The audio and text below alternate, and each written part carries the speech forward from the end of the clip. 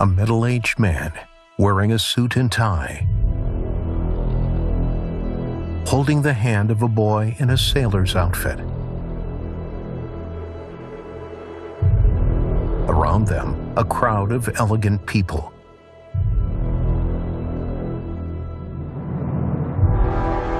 But they all have the Star of David sewn onto their clothes. They get off the cattle cars in a place that will go down in history as Alte Judenrampe, the old Jewish ramp at the Birkenau camp. Perhaps this is how the story of a man who left behind a unique, one-of-a-kind history of the Holocaust begins.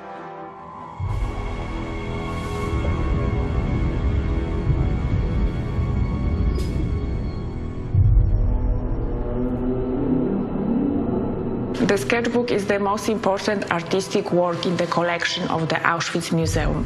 This is because it is the only preserved collection of drawings showing extermination. Możemy także przypuszczać, że gdyby We autor... may also assume that if the maker of these drawings survived, he or she would certainly try to contact the Auschwitz-Birkenau Memorial to find, for example, traces of their family. swojej rodziny. We spent hours staring on every little detail on the pages of this sketchbook. We believe that we'll finally find the key to this secret of who was the author of this sketchbook.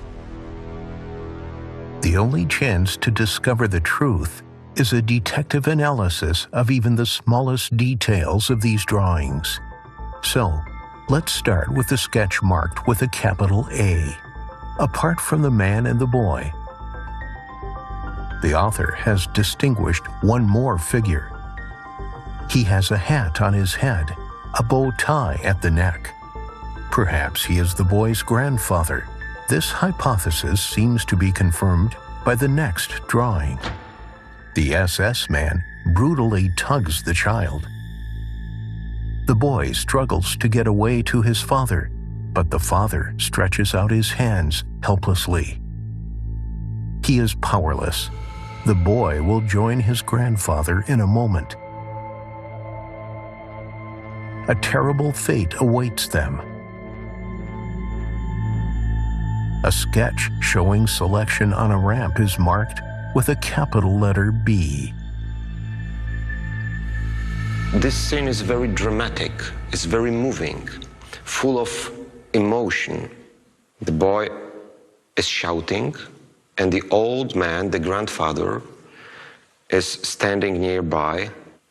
So maybe it's the story of the whole family. Let's pause for a moment at the drawing marked with a capital letter B. In the distance, we see the infamous death gate of Birkenau camp. But the building looks different than nowadays. One wing is missing. Has the mysterious artist not finished the sketch? Or maybe he or she made a mistake? No, it is not a mistake. The second wing of the gate was added on only at the turn of 1943 and 44. So the author of the sketchbook must have arrived at the camp before that time.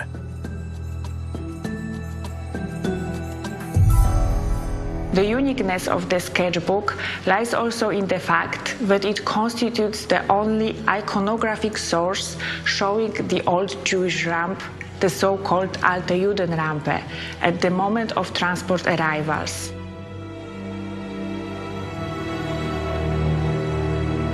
Let's pause for a moment at the mysterious markings on some of the sketchbook pages. The artist distinguished them for a very important reason. Card A, the arrival of transports at the camp. B, selection on the ramp.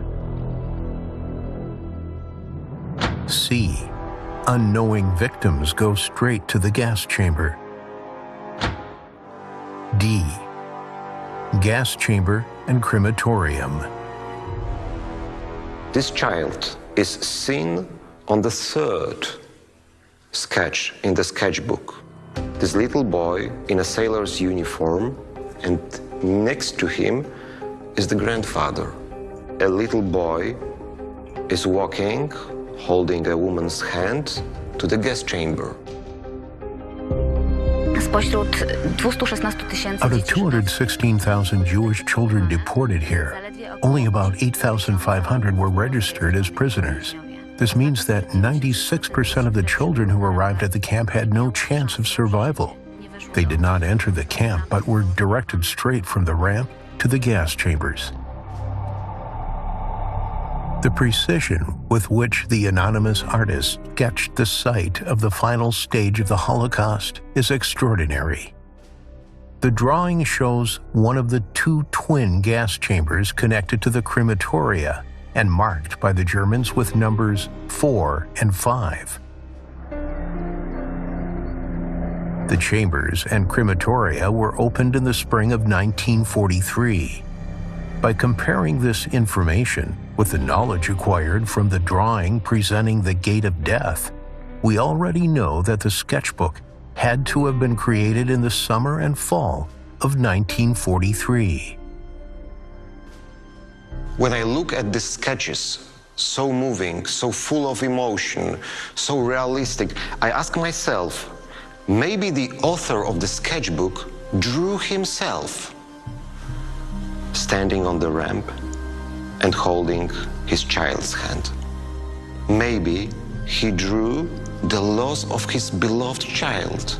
Maybe the author of the sketchbook is that handsome man. But intuition is not enough to discover the mysterious artist's identity. We have to search for more clues where the sketchbook was found. It's June 1947.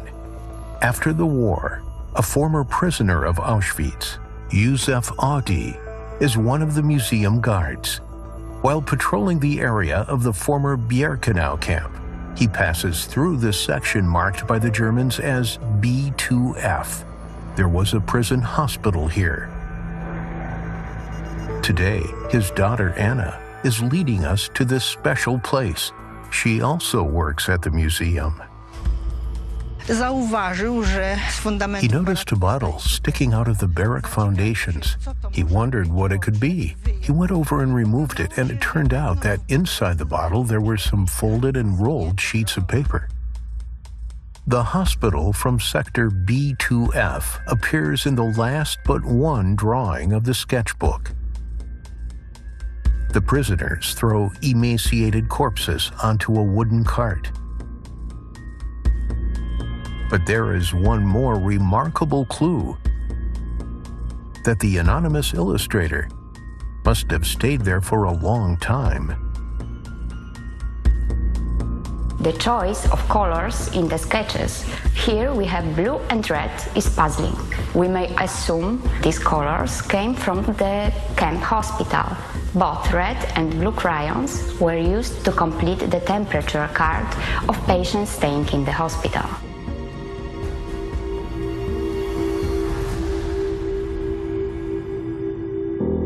And the last drawing, it is not finished, and therefore even more moving.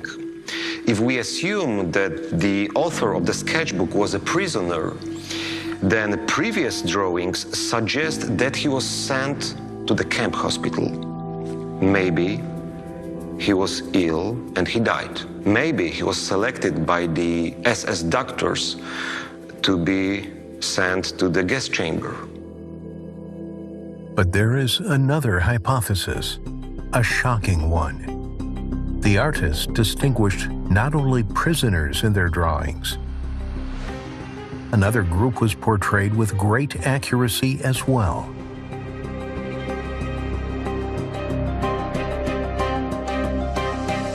In this sketch, we see prisoners taking off their hats at the sight of a high-ranking SS officer.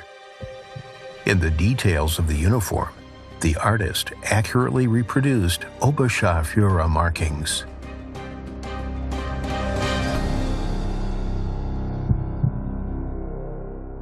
Would a prisoner who was transported to the camp have the awareness and time to draw these elements so precisely?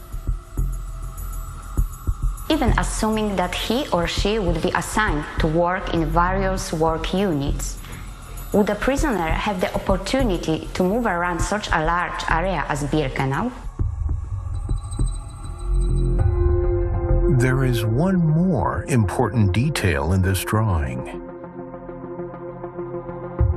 The inscription Deutsche Reichsbahn, meaning German railways, is clearly visible. So the author of the sketchbook must have known German very well. He might have been a German Jew, but we also cannot rule out that he was an SS man. If we accept the hypothesis that the SS man is the author of the sketchbook, why then did he hide the drawings in the hospital barrack foundations?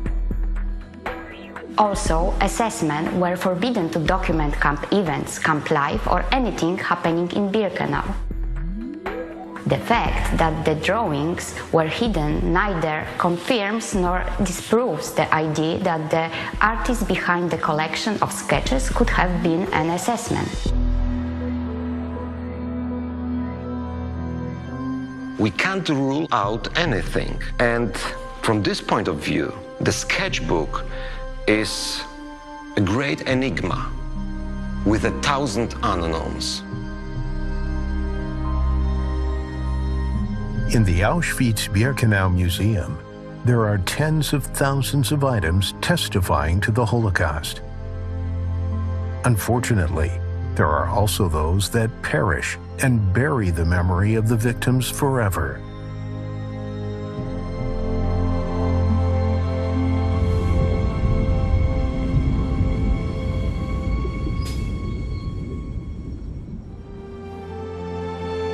The ground at the former Auschwitz II Birkenau camp is literally saturated with blood and still mixed up with the ashes of the murdered.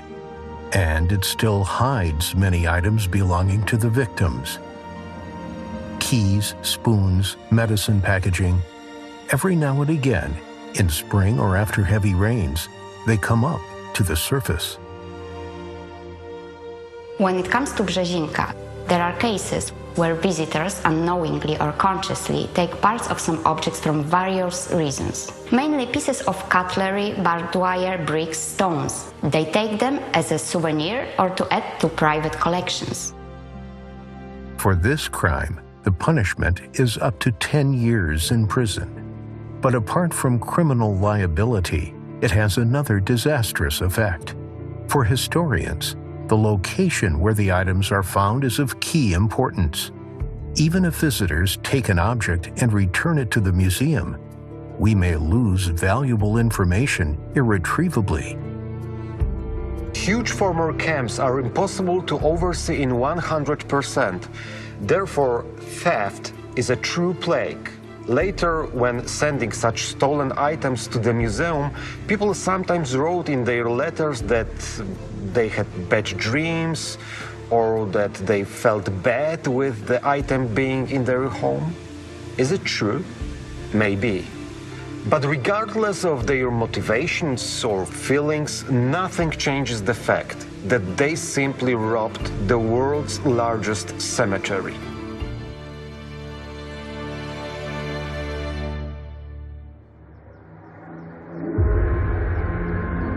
An aerial photo from summer 1944 shows the German death factory in full swing.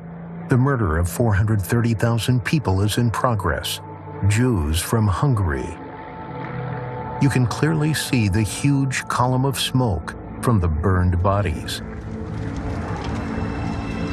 But the history of the Holocaust on an industrial scale begins in a place located by the Germans outside the Birkenau camp. The place was photographed from an Allied plane flying at an altitude of 8,000 meters. At first glance, it resembles a strange human or animal cell seen under a microscope. But each of these spots is of great importance to the history of the Holocaust. This inconspicuous place hides a terrifying story. Let us listen to the account of one of the prisoners who miraculously survived.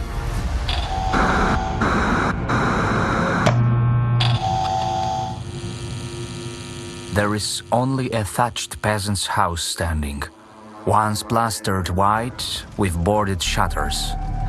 And beyond it, a huge smoke column is rising into the sky, spreading the odor of burning human flesh and smoldering hair.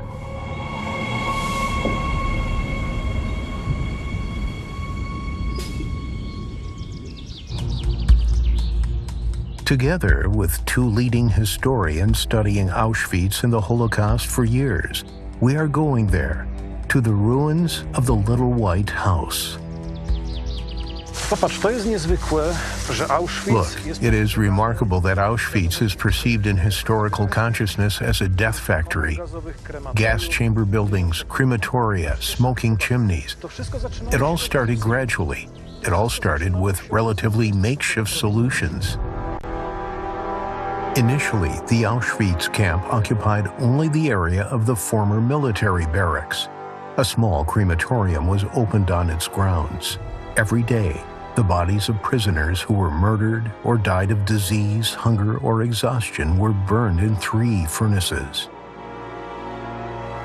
However, as early as 1941, at the orders of Commandant Rudolf Hess, one of the rooms was converted into a gas chamber. Initially, mainly Soviet prisoners of war were murdered here with the lethal gas Zyklon B. Then, the first transports of Jews. According to the preserved unique documents, the first crematorium in Auschwitz reached a combustion capacity of 340 bodies per day. But it soon turned out that was not nearly enough.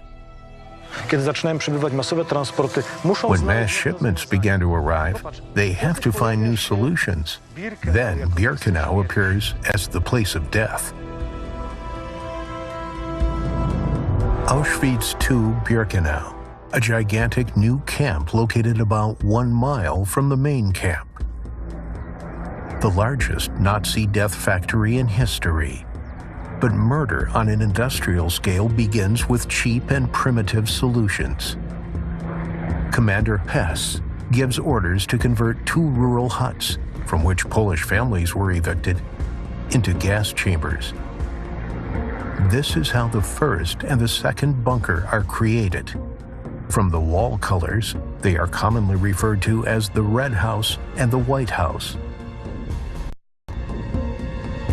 The murder sites were kept strictly secret by the Germans. This is the only photo where the Little White House was accidentally captured in the distance. However, historians have managed to trace the last path of Jewish children, women, and men on their way to their deaths. Drzewa, które tu widzimy dookoła. Tak, no to niemi świadkowie. The trees we see are silent witnesses to this tragedy. People destined to die were transported here directly from the ramp by trucks to the northeastern part of the camp. Here, where the so-called Sperrgebiet was, where the exclusion zone was. A very little-known name, but very significant. Then they had to walk along the forest road, the so-called Waldweg, towards Bunker 2, the Little White House. The historical photo clearly shows the road taken by the victims to the Little White House, to their death. Even today, it is revealed by the current arrangement of trees along which the victims went. A Polish prisoner, Krystyna Zawulska, was a witness to the last moments of one of the Jewish transports. From the ramp, the transport headed directly for the Little White House. A little fair-haired girl crouched down to pick a flower. An assessment became furious. He approached the child, not older than 4, and delivered her a strong kick. The little person fell down and sat amazed on the grass. She didn't cry. She was holding tight the stem, detached from the flower.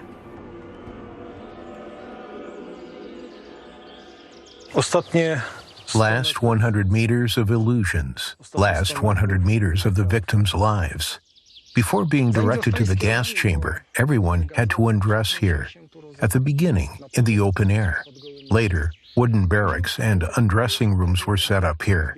At first 2, then 1 more. Jews were lied to that after a long and tiring journey, they would bathe in a wash house and then be given food. But there were no real showers in the little white house. There were 4 independent rooms serving as gas chambers inside this facility, all closed with special sealed wooden doors. People were crammed inside to the limit, each time even over 1,000 people. The cost of converting the hut into a gas chamber for mass and rapid murder was only 14,242 Reichsmarks.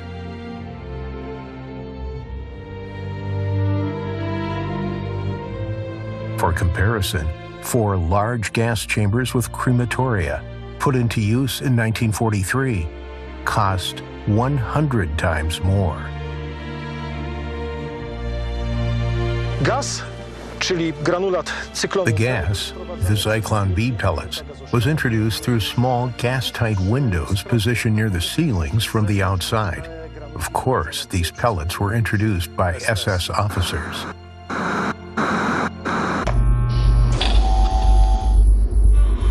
Cries and screams which didn't cease, now intensified. It might have lasted for 10, perhaps 12 minutes. Then, only dead silence. Dead bodies were lying over there, jammed together, one upon another, so that they simply fell out and ended up near the door. We were so terrified that we became speechless. We had never seen such things before. At first, the bodies of the gas victims were buried in mass graves. Po niedługim czasie rozpoczął się Soon, the exhumation of the bodies began. Near Bunker 2, special pits were dug, burn pits where the bodies were burned. One last time, let's take a look at an aerial photo from summer 1944. Next to the little white house, there are burn pits and heaps of ash from human bodies.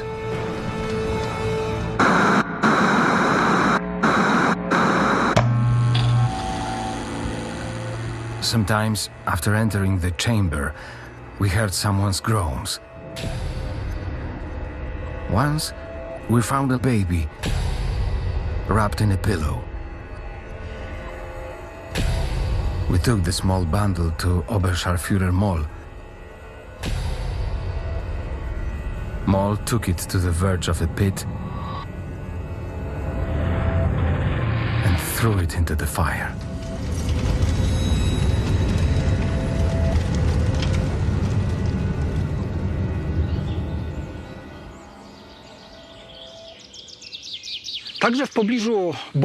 Also, near the bunker, a concrete floor was made where unburned human bones were crushed.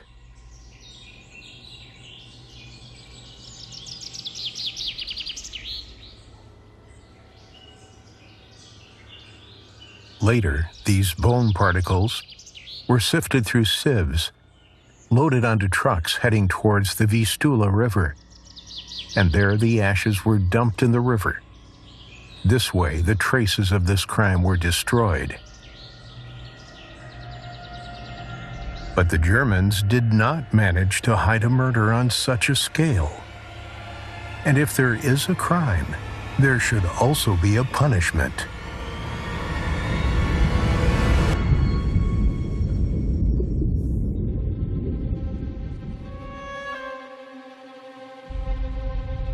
The original gallows were prepared especially for the execution of the commandant of Auschwitz, Rudolf Hess. At the request of former prisoners, it was set up in this place, a symbolic place.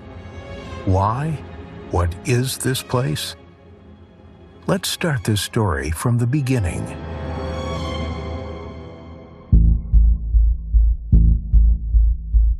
Under the influence of his father, the pious Rudolf wanted to become a priest, a Catholic missionary in Africa. But his fate took a completely different course. At the age of 39, he was given the task of establishing the Auschwitz camp. He had no doubts, as he himself claimed. It was an honor. He was driven by ambition after having been assigned to this task. The camp was to be arranged in such a way that it should remain there for decades. Hus accepted thoughtlessly all orders coming from Berlin. First of all, in Auschwitz, he started to elaborate plans of mass extermination of Jews. Hus was also the initiator of building extremely expensive, huge crematories and new gas chambers, which started to appear at Birkenau from 1942 onwards. The chair on which Rudolf Hess, the reliable administrator of the death factory, worked has been preserved to this day. In this chair, he gave criminal orders.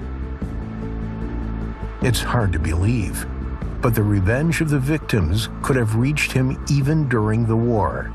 Here is a fragment of the memories of the Polish prisoner.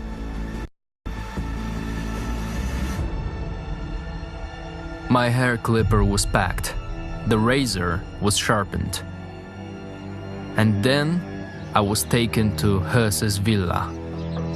I stood at attention. He said only, "Kein Wort, don't speak a word," and sat down on a chair.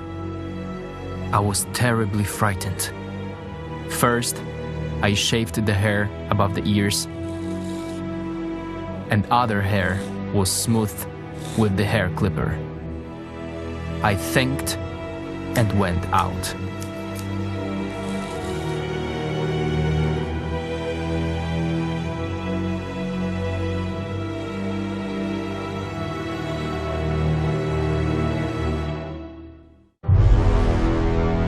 After the war, the former prisoner was often asked why, while holding the razor around the commander's neck, he hadn't cut the throat of this criminal.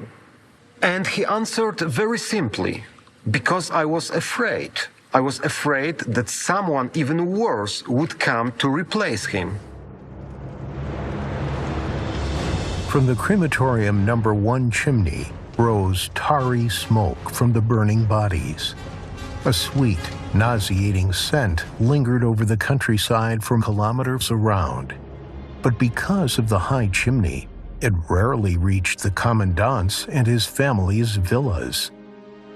He lived with premises of KL Auschwitz with all his family, or directly at the camp area, in a villa with the interior altered at his wish, or rather his wife's Hedwig's wish.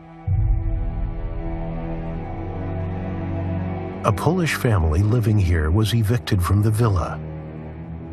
Rudolf's wife loved luxury, and thanks to the slave labor of the prisoners and goods stolen from the Jewish victims, the Hess couple and their 5 children had plenty of everything, and they had everything for free.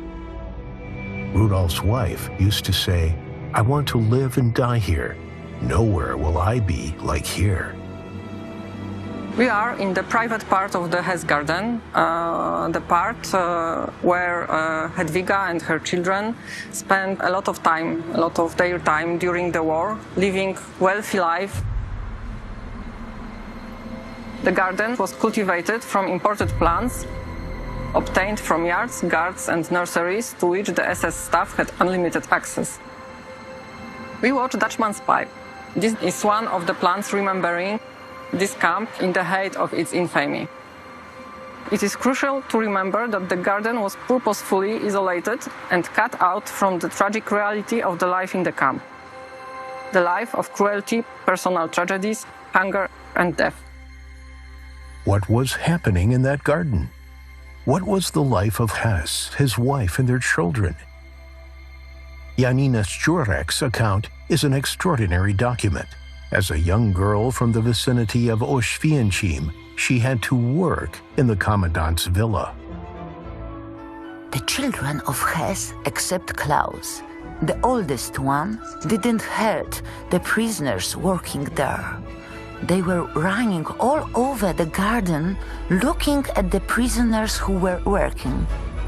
They once came to me asking me to sew for them some stripes with marks, like those worn by the prisoners. I wasn't aware of possible consequences. Klaus put on a capo band on the clothes of other kids. I sewed colorful triangles. The children were satisfied, and while running in the garden, they met their father, who tore off those marks and brought them home. I wasn't punished, but only forbidden to do it again. After the war, Rudolf Hess was tracked down by the British. Released to the Poles, he stood before the Supreme National Tribunal in Warsaw. It's April 16, 1947. Former prisoners of Auschwitz demanded to perform the execution in this place.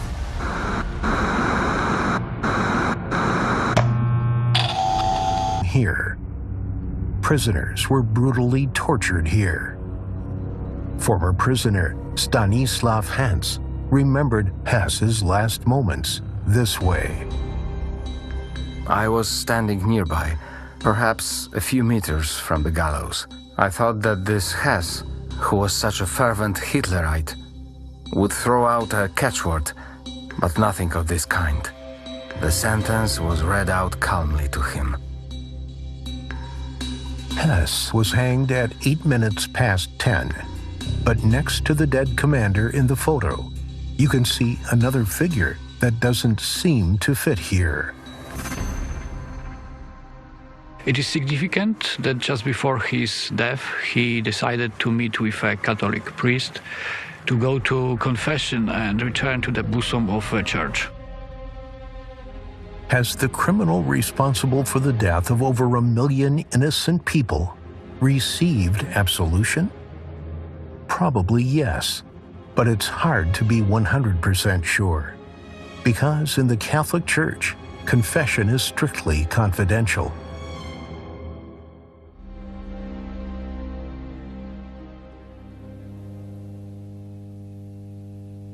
There are many facts in the history of Auschwitz-Birkenau that simply cannot be explained. For example, there was a certain group of deportees who did not pass the selection on the ramp and did not go straight to the gas chambers. They also missed the brutal procedure of admission to the labor camp.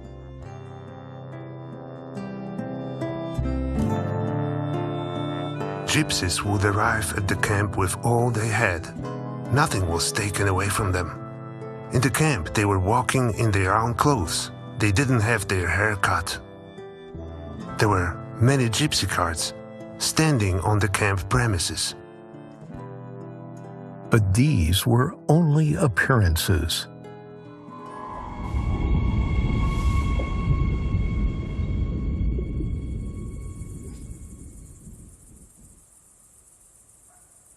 According to Himmler's decision, the camp at Birkenau was to become the place for deporting European Sinti and Roma as well. There had been acknowledged by the Nazis as an antisocial, socially awkward group that should disappear from the German and the Nazi European society. Between the spring of 1943 and the summer of 1944, the Germans deported around 21,000 Sinti and Roma here. The section marked as B2E became Zigeunerlager, a Roma camp. At first glance, it was no different from the rest of the Birkenau camp. 30 primitive wooden barracks standing in 2 rows. However, it was a special camp. Whole families were placed there, men, women, children.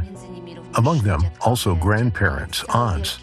Often whole large clans stayed there together. But it doesn't stop there. In the 2 outer barracks marked with numbers 29 and 31, a kindergarten was created, a nursery and kindergarten. Children played and learned there from 8 a.m. to 2 p.m. The barrack interior was painted, adorned with drawings from the fairy tales for children. Behind the barrack, there was even kind of playground. There were swings and carousels. You could hear the children laughing and their loud chatter. Even music could be heard from the family camp because the Roma kept their instruments. Sometimes they used to play in the afternoons or evenings, which was also unusual in the camp conditions. However, the crazy racial ideology the Germans believed in treats Sinti and Roma just like Jews, just like subhumans, worms to be exterminated. In fact, the conditions in the Zigeunerlager are devastating. First of all, it was a construction area. Not all the buildings were completed yet. There were no sanitary facilities, nor there was any water supply system. Deadly diseases rage among the Sinti and Roma. Here is an account of a prisoner who was a doctor in the Roma camp.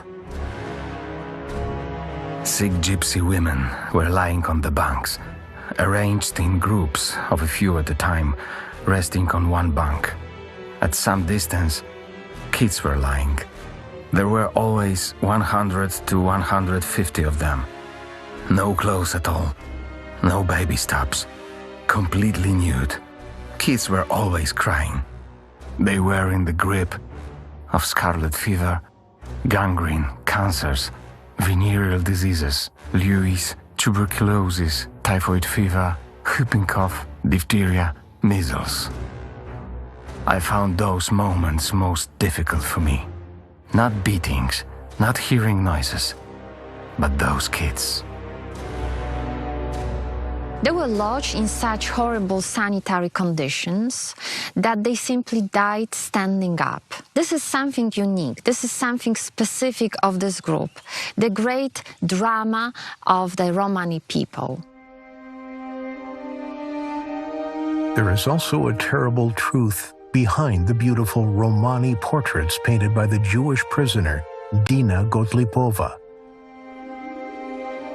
Let's listen to a fragment of her memories. First, I painted a very beautiful girl. I don't remember her name. Then I asked another one named Céline. She was French and she had a distant look in her eyes. A short time before, she had lost her baby. She didn't have breast milk to feed it, and the baby died of hunger. Dina Gotlipova had to paint these realistic portraits at the behest of an SS doctor, Josef Mengele, known as the Angel of Death. They documented his pseudoscientists' experiments and research carried out on male and female prisoners. The SS man believed that, thanks to Dina's talent, the portraits were better than photographs. On the back of one of them, there is shocking evidence, a thorough study of the human eyes that interested Dr. Mengele. Color differences of the iris is a very rare case. These prisoners were first killed, and then their eyeballs were sent for Germany for further research. To those Sinti and Roma who managed to survive the long months in the camp hell, a terrible fate awaited anyway. It is August 2nd, 1944. Dusk. Amid the screams, beatings, and children crying, the liquidation of the remnants of the Roma camp begins. The Germans murder 4,000 people in one night. 7 priceless portraits by Dina Gottlieb are left after the Zigeunerlager and the murdered Sinti and the Roms.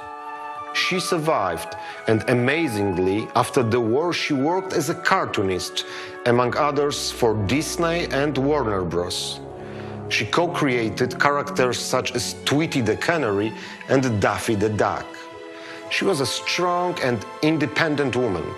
She finally removed the number from her forearm. She has never given up, never let herself be sucked into the depth of camp hell. But in the Auschwitz-Birkenau Museum, there is another portrait behind which hides a touching story of a great friendship.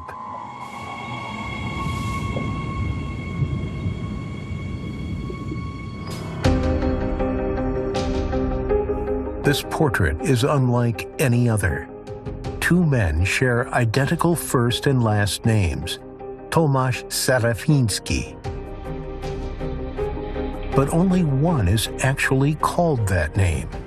For the other, it is just a false identity under which he carries out the most dangerous intelligence mission of the Second World War. His real name is Witold Pilecki. Witold Pilecki spent 947 long days in hell and deliberately risked his own life. On September 1st, 1939, Nazi Germany attacks Poland. The Second World War begins. On September 17th, the Soviet Union, allied with Hitler, strikes from the east. Cavalry commanded by Captain Pilecki destroys 7 German tanks. Poles are fighting bravely, but they have no chance. However, they are not going to give up. Pilecki goes underground.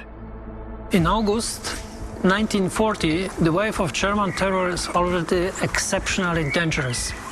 People disappear, and it was time to make a decision by checking the facts.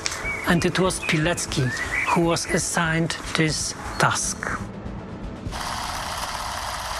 It's September 19th, 1940. Occupied Warsaw, sunrise. Suddenly, trucks and hundreds of armed Germans appear on the streets. They drag defenseless men out from their apartments. Pilecki could easily hide, but he does not hesitate even for a fraction of a second. He allows himself to be arrested voluntarily.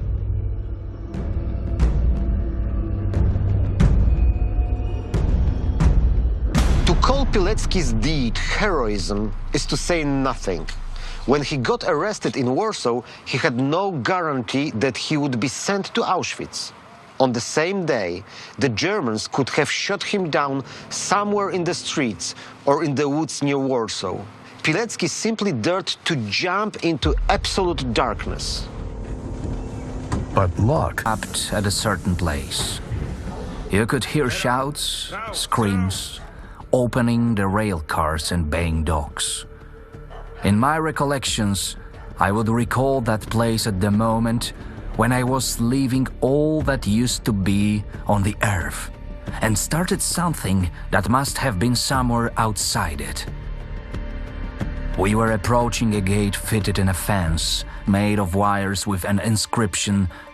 Witold Pilecki took the name of Tomasz Serafiński, a person whose documents he had already received. And under such a name, he was registered in Auschwitz. The real Serafiński has no idea that another man is using his first and last name. Meanwhile, Pilecki quickly manages to shake off the first shock. He begins to build a camp resistance movement. The idea is ingeniously simple. Underground prisoners operate as so-called fives. Each five is independent and self-reliant, and one five doesn't know any other five. If one conspirator fails, only 4 people are at risk. not the entire organization. Eventually, he managed to establish contacts with the external world and to ensure that information from Auschwitz will reach the Polish resistance movement on a regular basis, which is, in my opinion, the greatest achievement of Witold Pilecki's organization in Auschwitz. From 1942, the extermination of Jews begins in Auschwitz. Pilecki becomes a witness to murder on a scale previously unknown in the history of mankind. The alarming news about the Holocaust flowed from occupied Poland to the civilian and military Allied authorities almost from the very beginning. The answer was poor. Why? The Allies had a different logic. They said, first let's win the war. That will be the best help. Many times in the camp, Pilecki himself was on the verge of death. It was only thanks to other prisoners that he had survived illness. This is how he recalled the moment when he finally decided to escape in 1943. I have been here for 2 years and 7 months. Recently, I haven't been given any orders. Germans have taken away the best people with whom I worked. It's no use staying here any longer. So I am getting out. Pilecki succeeded in being transferred with other 2 prisoners to a work squad that was employed in a mill situated approximately 1 kilometer from the camp. He managed to make new keys and open the door, and taking advantage of the SS man in detention, he continued his escape, heading eastwards. In Nowy Wiśniec, Pilecki is to receive help from a conspirator operating there. He doesn't even know what a surprise awaits him. On the veranda of a little house, there was a gentleman sitting. I introduced myself by using the name I used in Oświęcim. The gentleman almost jumped to his feet. How come, sir? Those are my personal data. Yes, but I have survived with them considerably longer than you have. We embraced cordially and became friends. A reminder of this unusual meeting is a double portrait painted that summer in Wiśniec. On its reverse, there are the signatures of Tomasz Serafiński and Witold Pilecki, along with the dates of Pilecki's imprisonment. After almost 80 years, Tomasz's daughter donated the portrait to the Auschwitz-Birkenau Museum. Today we got to know the history of 3 people who were extremely important to the history of Auschwitz. We do not know who the author of the sketchbook was, a prisoner or an SS man, but in both cases he risked a lot, documenting the Holocaust. Rudolf Höss, in his youth, dreamed of being a missionary, but he became a criminal. He did the most terrible, evil things without hesitating. He only started to think when he himself stood in front of death. Witold Pilecki allowed himself to be arrested voluntarily and put his own life at stake, to document evil and to resist evil. What is the lesson of these 3 stories? No matter who you are, no matter what circumstances you find yourself in, you always have a choice.